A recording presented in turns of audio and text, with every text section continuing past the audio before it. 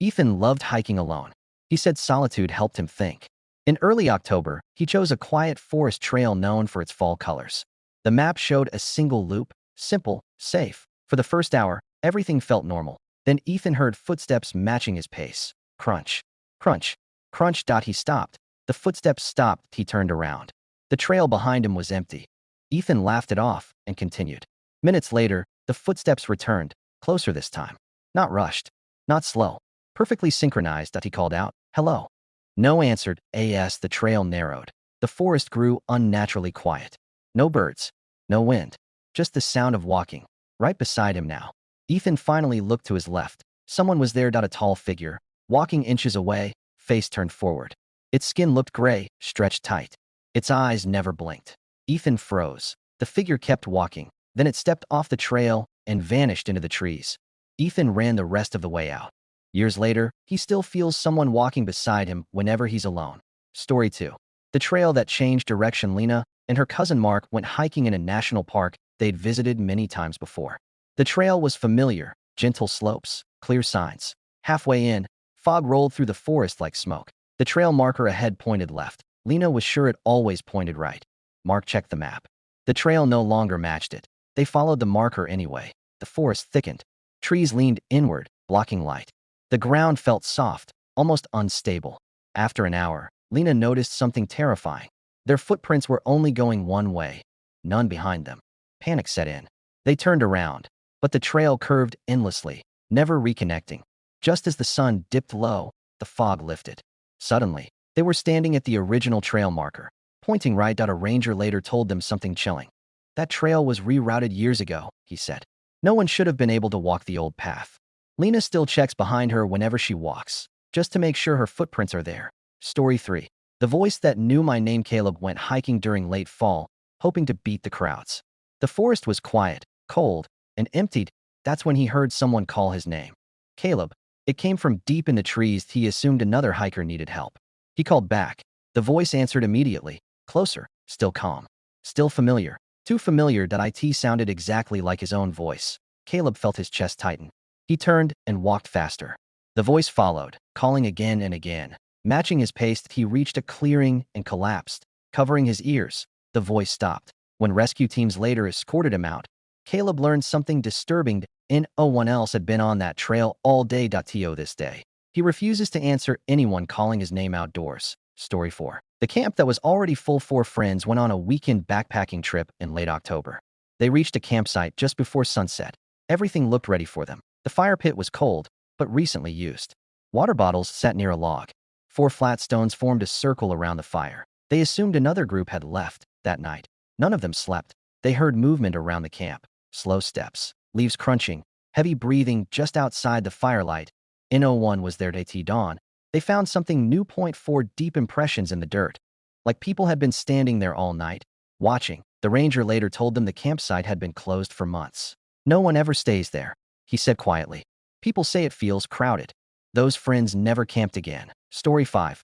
I wasn't the last one out. Nora joined a guided fall hike through a forest preserve. 10 people entered the trail.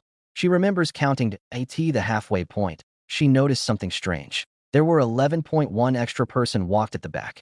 An older woman, dressed for hiking, face calm. Nora assumed she miscounted the trail's end. The guide counted heads. 10. The older woman was gone. When Nora mentioned her, the group went silent. The guide slowly shook his head. No one joined us late, he said, and no one left early. Later, Nora found an old photo online. A hiking group from decades ago. Same trail, same number of people, same woman at the back. Nora hasn't been on a trail since.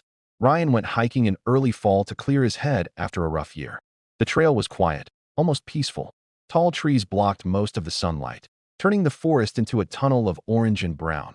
About an hour in, Ryan noticed his shadow looked wrong. It was longer than it should have been. The sun was high, yet his shadow stretched forward, thin and distorted. He stopped walking. The shadow didn't. It took one more step. Ryan spun around.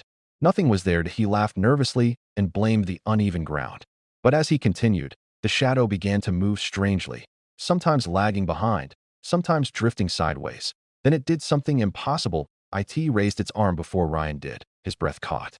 He stepped into the shade of the trees, where the shadow vanished completely. Relief washed over him. until he stepped back into the light. Two shadows followed him out. Ryan ran until his lungs burned. When he finally reached the trailhead, there was only one shadow again. Years later, Ryan avoids walking alone in sunlight. He says he can still feel something trying to line itself up with him. Story 7. The bridge that wouldn't. In Samantha and her friend Claire chose a scenic fall hike known for its old wooden bridge crossing a ravine. The bridge was famous for photos, long, narrow, and surrounded by blazing autumn trees. They stepped onto it together. Halfway across, Claire stopped. Was it always this long? She asked. The planks creaked under their feet. The wind whistled softly. The end of the bridge felt farther away than it should have been. They kept walking and walking. The forest on either side blurred into a wall of color. No birds. No wind now. Just the sound of wood beneath their steps. Samantha turned back. The start of the bridge was gone. Panic set in. Claire began to cry, insisting they'd been walking straight for far too long. Finally, Samantha screamed and ran. The bridge ended abruptly. They stumbled onto solid ground, shaking. Behind them, the bridge was normal length again. Short, harmless. Later, a local historian told them something unsettling. That bridge has been rebuilt many times, he said. People used to disappear on the old one. Some said it didn't like letting people leave. Neither Samantha nor Claire has crossed a bridge since. Story 8.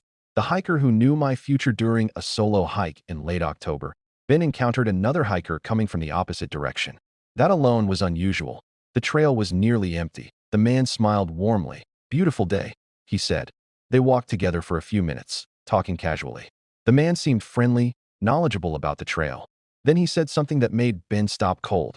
You won't take this path next year, the man said calmly. Ben laughed. Why not? The man looked at him for a long moment.